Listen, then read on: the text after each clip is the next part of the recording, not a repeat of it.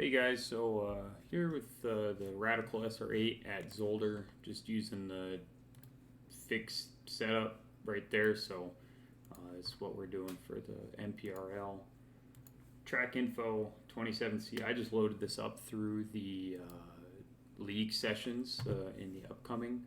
So this lap here is a 23.9. Consistently, I could run, down in the ones, threes, in 24.2s. So had a lot of just resets. That's where all these laps are coming from. So just learning different parts of the track.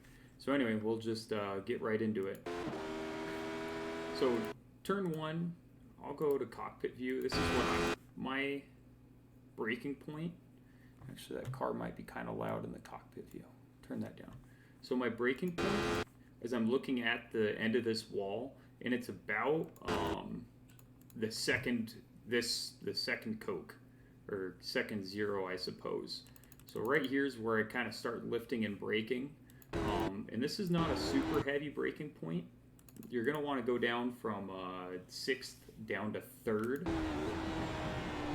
And even though the racing line here, an interesting thing that I found, even though the racing line might be a little bit wider, or like, I don't know, where the rubber's at isn't quite where I am, I found there'd be a lot more grip here if you could get your car angled in that direction than if you were out here. So a shallower line through this definitely gave me a lot more grip. So the key here is you want to be on throttle before the apex. Now you don't want to get too heavy on it because then you'll start to understeer, but get on the throttle as much as you can without feeling that front wheel get light. Because you'll see some laps, if you get on the throttle too early, you're going to add more steering into it, but your car's just going to go straight. So here you can see, we'll pay attention to that this time. Just the wheel never turns too much and you don't hear too much scraping. So see how the steering wheel stays pretty much in that, I don't even know what that is, 9 o'clock range, 10 o'clock range. And you don't hear too much scrubbing, so you're not scrubbing too much speed. This is a turn where you can easily lose 2/10 just from scrubbing too much speed. Definitely don't want to touch the gravel. You can actually go all the way to off here and not get an off track, but I don't think it's worth that much. So third gear up to fourth. Right kind of at the end. So this, I think, is, to me, this is the hardest turn on the entire track. It's really long and just kind of awkward, and you pick up a lot of understeer. So this particular lap, this is where the sub 24 or whatever it is came from, was this turn was about 1/10.5 better than what I was able to manage in any of the others. So this will actually be great for me to dissect this a little bit too. So we'll just watch it first time from the third person view.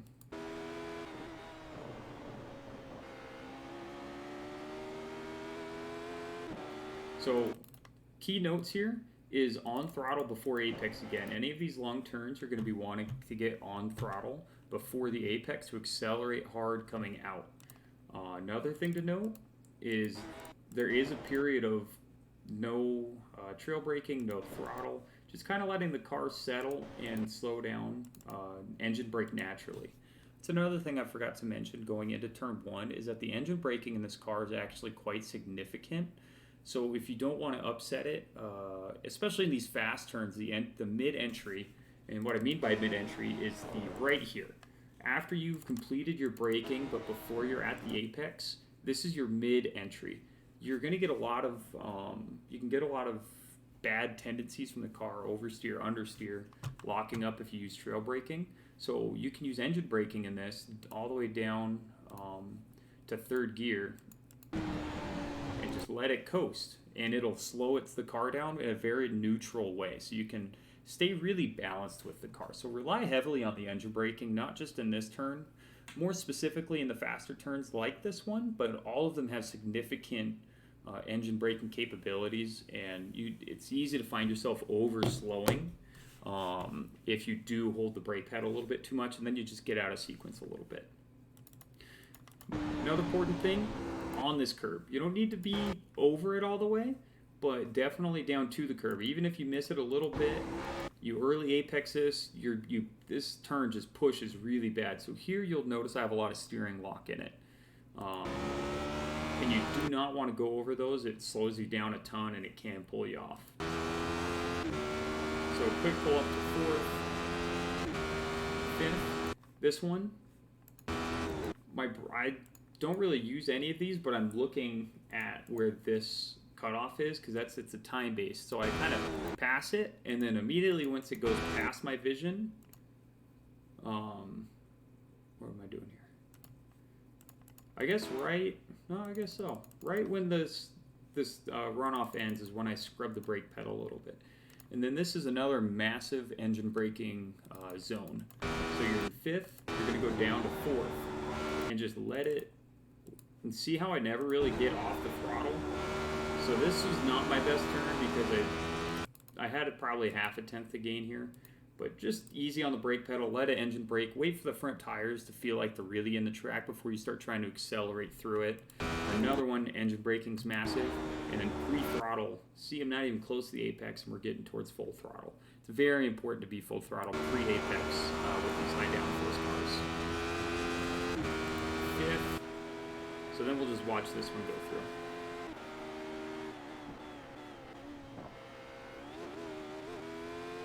So that first curb, this is as much curb as you can take. If you hit that white one, it bucks you terrible.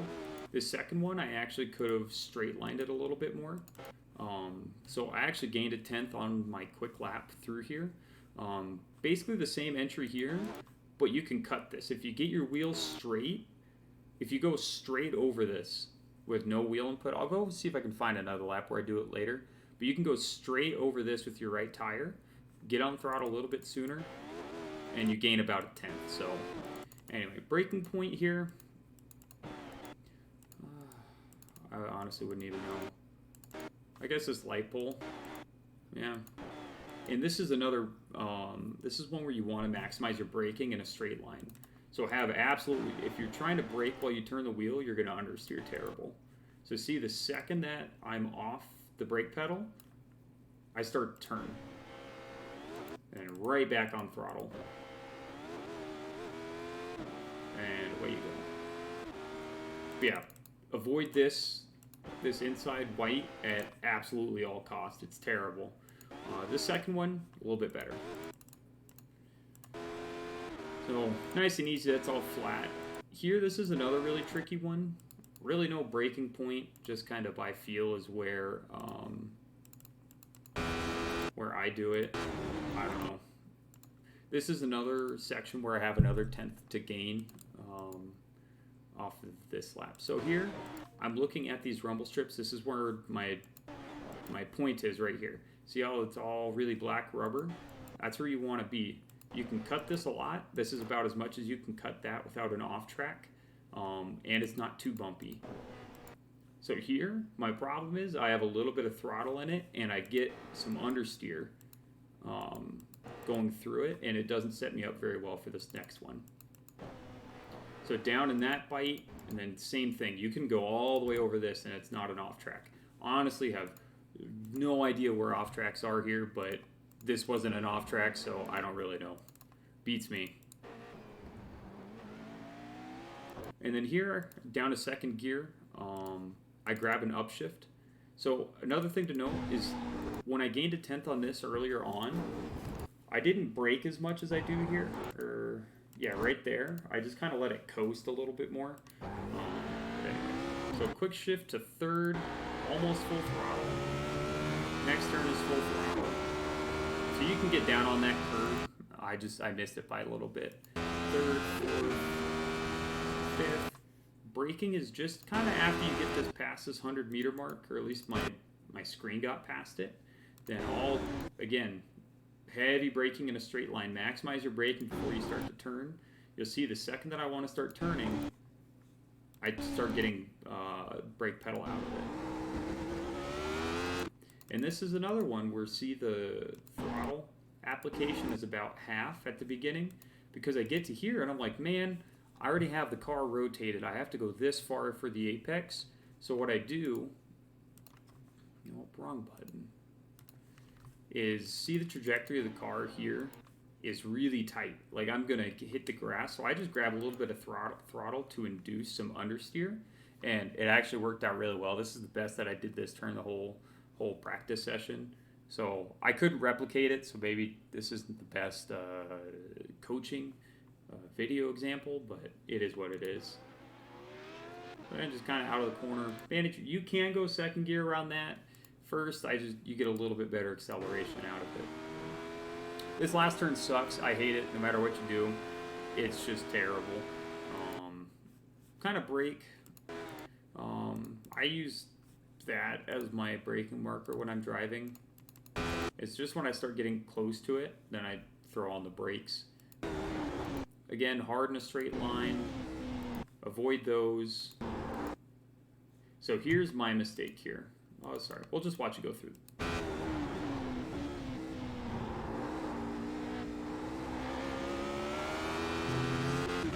So I don't know if you noticed all the understeer that I picked up right here. It's because I got on throttle too soon. I should have coasted to this apex and drove out of that one onto the straightaway. So this is another one where I had about 700ths that I could pretty consistently make up on this lap through this turn. Avoid the white curbs, they're terrible. Actually, that one might not be too bad. Let's see, did I go over them? I guess barely. Maybe these ones don't suck. No, I guess I miss them. Those ones are terrible too. Don't hit those, but you want to get as close you can to them. And then just manage your wheel spin, getting onto the straightaway, and there's a whole lap. So I'll just put it in cockpit view and I'll stop talking.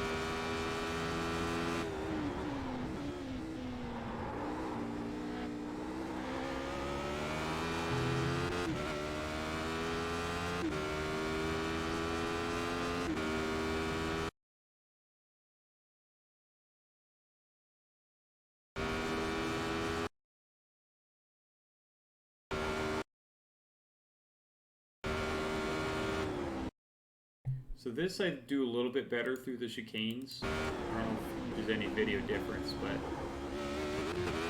yeah, see all the curb that you can take going over this one opposed to my quicker lap. And it is really smooth. So what this looks like. Yeah, that's all. So you can use these curbs here. And then we'll go.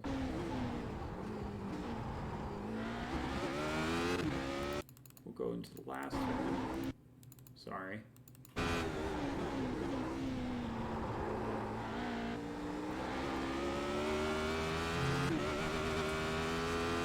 Anyway, well, that's the gist of it. We got in here in under 15 minutes. So let's see if I can find some bloopers going through the chicanes.